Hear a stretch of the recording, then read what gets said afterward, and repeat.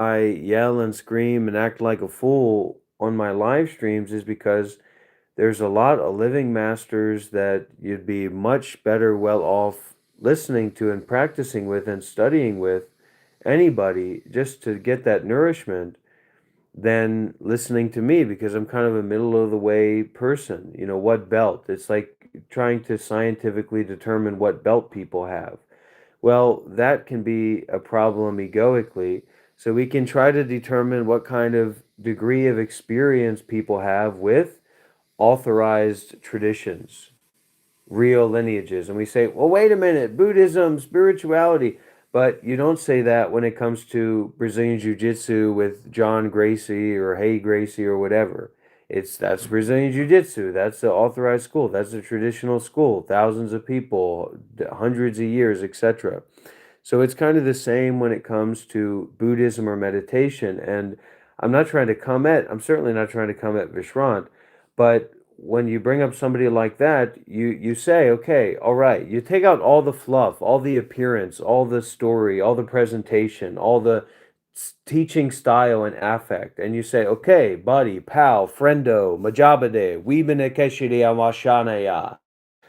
Who have you trained with? Who have you practiced with? Who have you sparred with? Who have you been in the practices with? And the cold hard truth for a lot of these characters is that they haven't practiced with anybody. They haven't sparred with anybody.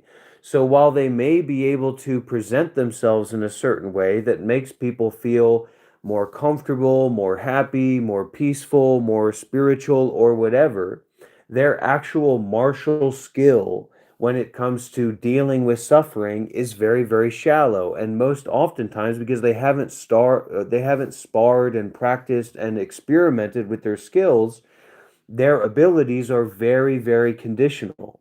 And that means that their mind transmission is also very, very conditional. And the degree of help that you're going to get from that is very, very limited. That's how I would perceive it. That's how I would think about it. That's why I wouldn't watch somebody like that, even if I thought that they were interesting or had some interesting things to say, because it's really a matter of this mind to mind transmission. Well, I think that there's a subtle kind of absolute perspective there as well, because you're assuming that it's all about the lineage history and the lineage, but it's almost like, what if, and I'm sure this is the case, and maybe I can't find you an example, maybe stay open-minded. What if there is a new school and a new lineage, just like, there was lineages of you You know shouldn't be open minded. You should be humbled.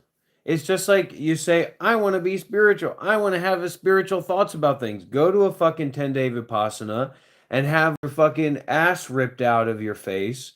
And then go to another fucking 10-day Vipassana, and another, and another, and another, and go and burn in hell. That's what I say to people who want to be spiritual. Have you burned in hell?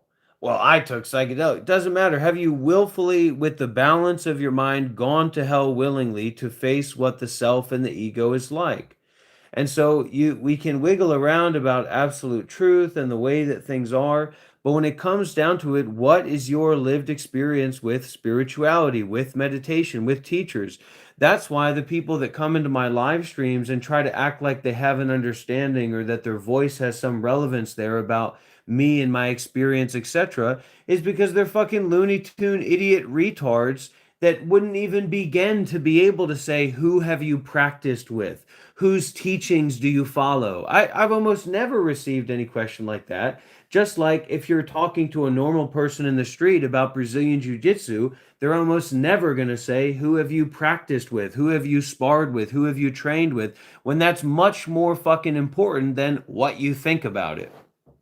I wonder if sometimes that's the case, because ultimately, who have you trained with and what have you been through and gone through is simply just another narrative. So I feel like maybe practitioners who are further along the path, so to speak, or at a more matured level of consciousness, aren't interested in the details of the lineage or the narrative, or if your teacher goes all the way back to Buddha, or if your No, teacher goes all that's the way back to common Jesus. stupid people. That's common stupid people that aren't interested in anything but cheeseburgers and French fries and Yeah, I know. watching TikTok videos But what do you think about? and masturbating. But what do you think about like that in itself is also just another narrative of this character has been learning from this lineage and this and that, because ultimately it's about the immediacy, and it almost feels like the immediacy is more synonymous and more closely related to or pointed to the actual teacher or the actual wisdom. Yeah, but you're lost in thoughts all the time. You're rolling around in thoughts about this and that and your identity and what you're going to do. So where's the immediacy then? Where's the absolute then? But I could say the same about you. I'm not saying what you're saying. Yeah, but you are still on this path because you are under the notion that, you know, you are still a separate self who hasn't. That's what you think. That's your ideas. But You- my you said you experience, haven't had a this deep experience, tutorial yet. all of my thoughts and everything that I've said before, I renounce. I revoke. I will renounce not it take too. responsibility it too, for then. it. Then I renounce I it will too. not take I responsibility don't for take it. responsibility for the things I've said too. I don't take responsibility for anything that I've ever said. Same here. So what? That's good. Good idea. Where'd that idea come from? Me.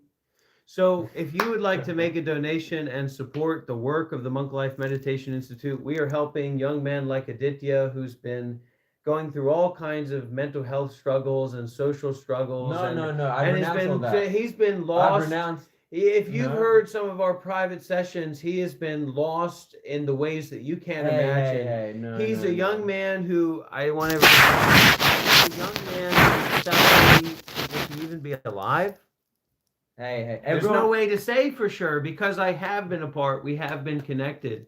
So what I'm trying to say is that you can make a donation today and you can support this work and you can support young men like Aditya to get out of the streets, to get out of the mind of suffering and to wake up and meet and connect with the Buddha, the Dhamma, and the Sangha.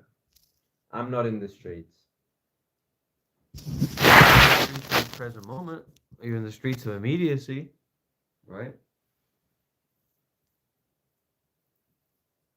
Immediacy is not attached to any streets.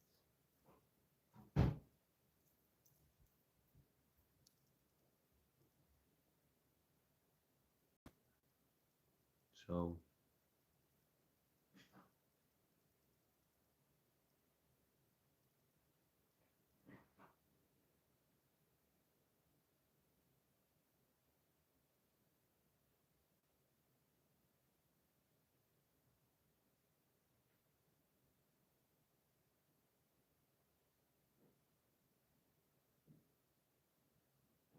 I was trying to talk with my teacher once.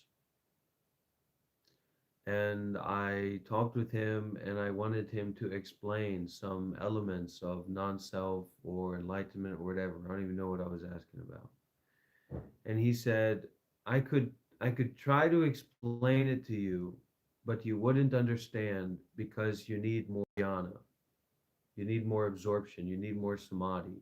So all of these things that are said or shared, especially the resources we get from the real meditation masters, not the bozos like me, is we read that, we listen to that, we receive that, and then the samadhi processes that and makes it accessible to our own lives and our own experience in unique and unexpected ways. That's what Master Yong Hua was saying. And I resonated with that a lot. I resonated with that. But it's a natural meditation. It doesn't need to be contrived, but you know, when you do have that energy to meditate, then you can go right into it. What does contrived mean? It means created and according to a schedule and you know, I have to meditate at this time in this situation. Of course, you know, practice in whatever ways you can. But to practice rightly, to practice properly is a little bit more difficult than just to practice meditation. Do you think overall, or maybe you can only speak on your experience, have been practicing rightly? Well, you've been with a great for you a great meditation master and a great spiritual liaison. So you couldn't have it any other way. If you want to have a mentor and you want to be on a spiritual path to talk with and connect with someone, now you establish work. What are you doing, Aditya? Trying to get it. So in that way, I mean, yes. And in my way, someone who's been concerned with my work and my teachings, who's a young man, young, intelligent man in Australia, that we've been able to spend these 2 weeks or so together or more coming up, and not really get into any kind of sustained conflict with one another at all. So, and we just met each other for the first time. So that in itself is a kind of right practice and a living example of cooperation, communication, sharing, caring, offering protection, and all those kinds of things. So there's definitely a true right practice in that. That's a great example for other people as well.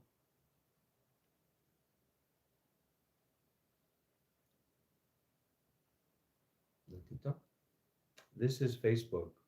This? This is YouTube. Oh. Yeah.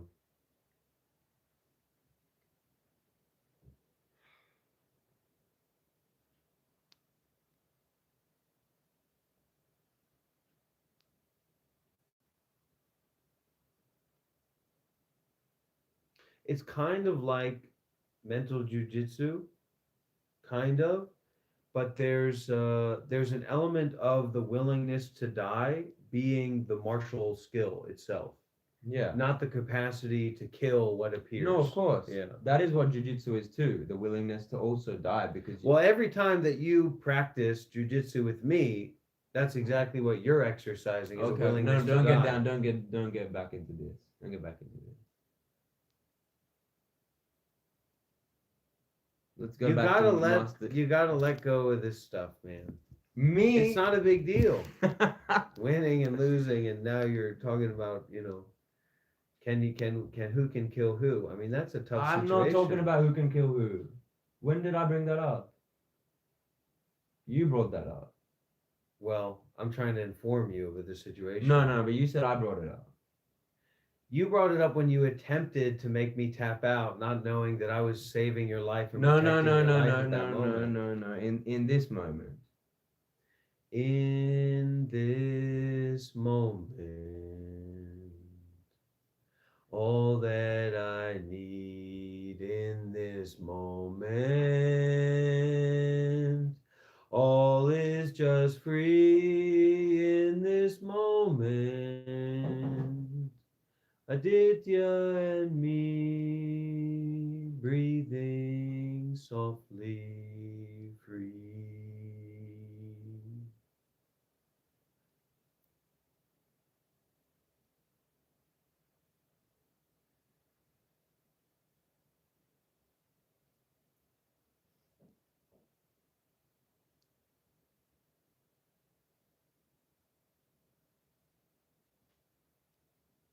So when there's an audience or there's a group, it can be somewhat performative for the group, but actually when it's just us here together, it's also performative for ourselves, for like this audience of all our different possible selves that are watching and listening, thinking about what's being seen, thinking about what's being heard, thinking about what's being felt. When in actuality, the training of the Buddha is not to conceive about what is seen, not to conceive about what is heard, not to conceive about what is felt, not to conceive about what is experienced. And that's our 15-minute free session here on YouTube. If you'd like to have a 30-minute session or a 1-hour session, contact me on WhatsApp and I'll send you the details for the cost, which is very high.